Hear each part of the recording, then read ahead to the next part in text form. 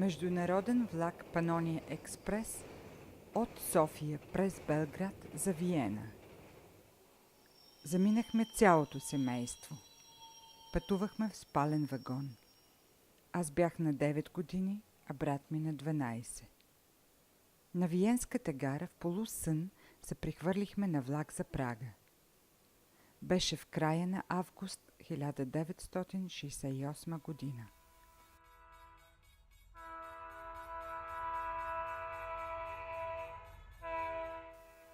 Баща ми беше ЖП инженер и ръководеше движението на влаковете в цяла Южна България. Завършил беше в Съветския съюз.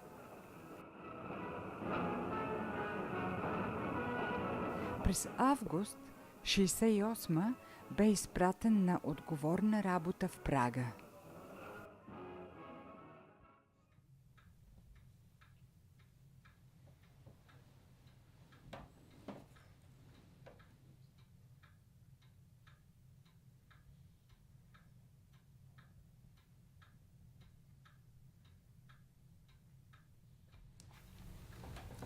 Майка ми спи на дивана в дневната.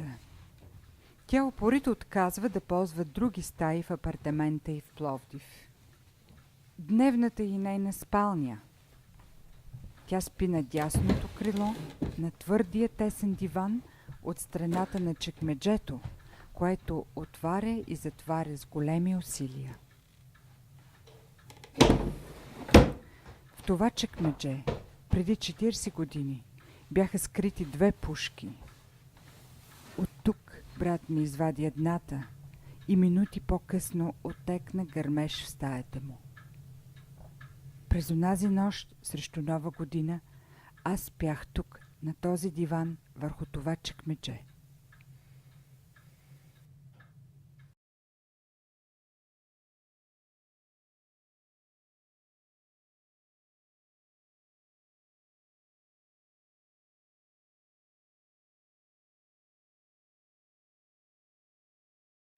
На 13-тия ден след смъртта на брат ми започнах да рисувам болката си.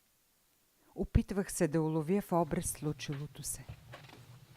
Скоро след самоубийството на брат ми, баща ми разви прогресивна артериосклероза.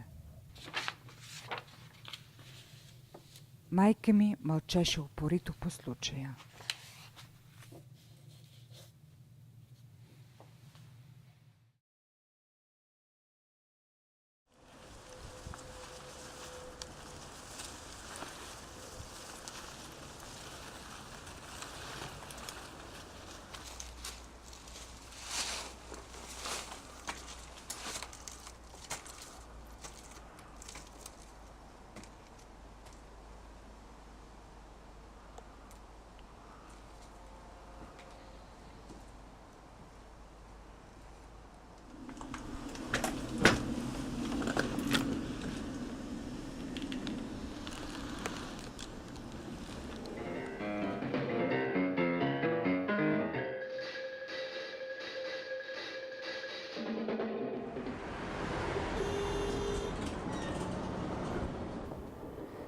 Идвам в Прага след много време, за да застана лице в лице с това, което се случи с моето семейство след 1968 година.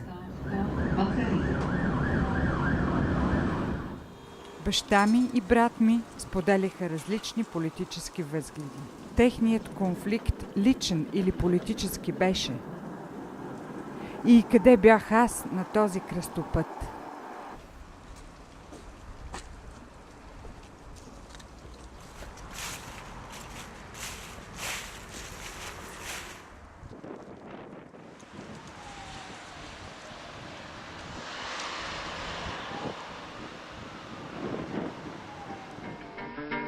Stránka se otáčí, koniáš zatleská, kdo leží v bodláčí, smrdívá nehezká, kdo leží v bodláčí, smrdívá nehezká. The song is dispirited.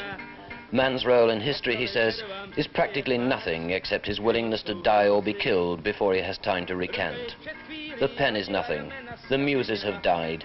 There is only death. Na nic je pero a k ničemu snáš, zemřeli muzy.